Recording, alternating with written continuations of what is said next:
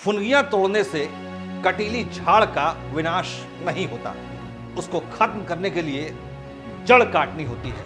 नमस्कार, उदय India digital में आपका स्वागत है। मैं हूं अंशुमान आनंद। मेवात में हुए दंगों के बाद जिस तरह से खबरें दिखाई दे रही हैं और मामले को दूसरी तरफ मोड़ा जा रहा है, उससे साफ लगता है कि जड़ काटने की बजाय फुनगियां तोड़कर कांटेदार झाड़ी को खत्म करने की कोशिश की जा रही है। वो कांटेदार झाड़ी जो पूरे देश में अपना प्रसार कर रही है।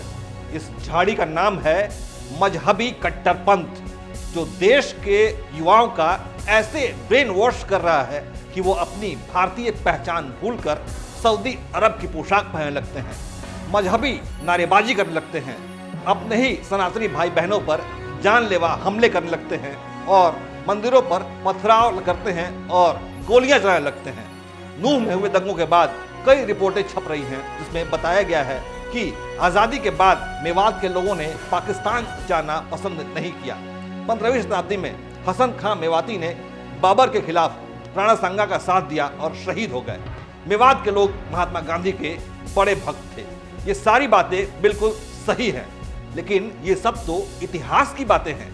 ताजा घटनाक्रम तो ये है कि नल्हड़ के महादेव मंदिर में जमा हुए श्रद्धालुओं के सामूहिक नरसंहार की साजिश रची गई थी, जिन श्रद्धालुओं में महिलाएं और बच्चे भी शामिल थे। बाकायदा योजना बनाकर हमला किया गया। पहले से पत्थर जमा करके रखे गए थे, पेट्रोल बम तैयार थे, बंदूकें और कारतूस तैयार रखे गए थे, पहाड़ों पर मोर्चा जमाया गया था। पूर्व योजना के तहत सैकड़ों की संख्या में मजहबी कट्टरपंथी पहले से इकट्ठा हो गए थे, जिन्होंने योजनाबद्ध तरीके से मंदिर और वहां जुटे हुए श्रद्धालुओं पर हमला किया। चश्मदीदों का कहना तो यह भी है कि अगर मौके पर मौजूद पुलिस वालों ने जांबाजी नहीं दिखाई होती तो श्रद्धालुओं का कत्लेआम हो जाता और मंदिर परिसर में महिलाओं से बदतमीजी तक की जाती। मजहबी कट्टरपंथियों ने अपने घिनौने मंसूबों को पूरा करने के लिए जबरदस्त योजना बना रखी थी।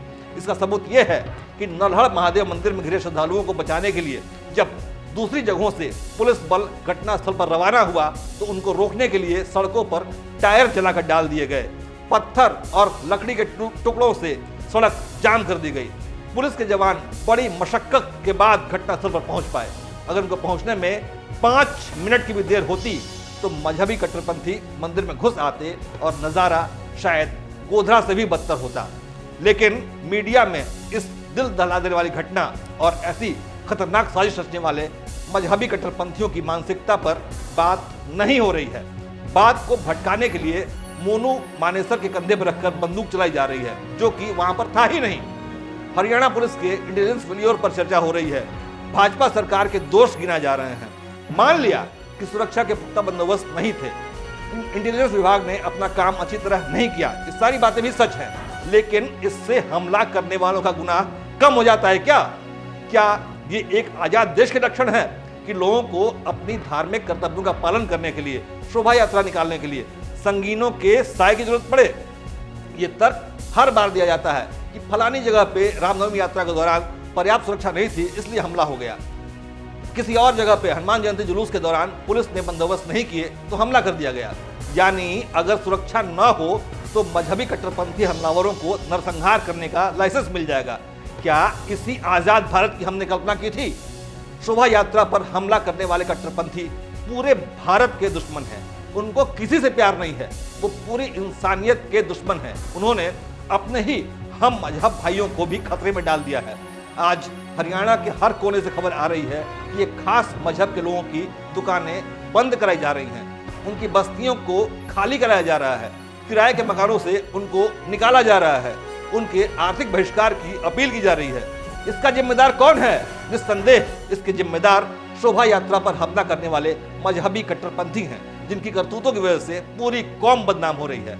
लेकिन उनको अपनी कौम की चिंता नहीं है, उनको अपने देश की भी चिंता नहीं है, बल्कि वो तो चाहते ही यही हैं कि देश में आंतरिक सुरक्षा ध्वस्त हो जाए, हर तरफ अफरा तफरी का माहौल बन जाए, अलग अलग धर्मों के लोग आपसी भाईचारा भूलकर एक दूसरे पर टूट पड़े। ये एक गहरी और बहुत बड़ी साजिश का हिस्सा है। हम आपको बता चुके हैं कि मेवात का इतिहास भाईचारे का रहा है। यहाँ धार्मिक लड़ाई कभी थी ही नहीं। मेवात की ज्यादातर आबादी मजहब परस्त होने के बावजूद उनका बड़ा हिस्सा आज भी सनातनी परंपराओं का पालन करता है और अपने सनातनी पूर्वजों पर गर्व करता है। लेकिन पिछले कुछ दशकों से इस इलाके की तस्वीर ही बदल गई है। कट्टरपंथ को बढ़ाने की जबरदस्त कोशिश की जाती रही है। जमात इस्लामी जैसे कट्टरपंथी संगठनों ने अपना जाल फैला दिया है, जिन्होंने लोगों को कट्टरपंथी बनाया, उनको अपनी भारतीय पहचान से दूर करने की कोशिश की, साथ ही युवा पीढ़ी को अपनी मूल सनातन संस्कृति से घृणा करना भी सिखा दिया, जिसके परिणाम स्वरूप शोभा यात्राओं पर हमले जैसी घटनाएं सामने आ रही हैं। इसके मूल में वही नफरती विचार है जो धीरे धीरे पूरे नूह मेवात के इलाके में पैर पसार रहा है। इसका समाधान है, बिल्कुल है। इसका एक ही इलाज है, घर वापसी। मेवात में बढ़ रहे कट्टरपंथ की समस्या को 2 चरणों में सुलझाया जा सकता है। पहला तो दंगाइयों को बेहद सख्ती से कानून का पाठ पढ़ाने की जरूरत है, चाहे उनके घर पर बुलडोजर ही क्यों न चलाना पड़े।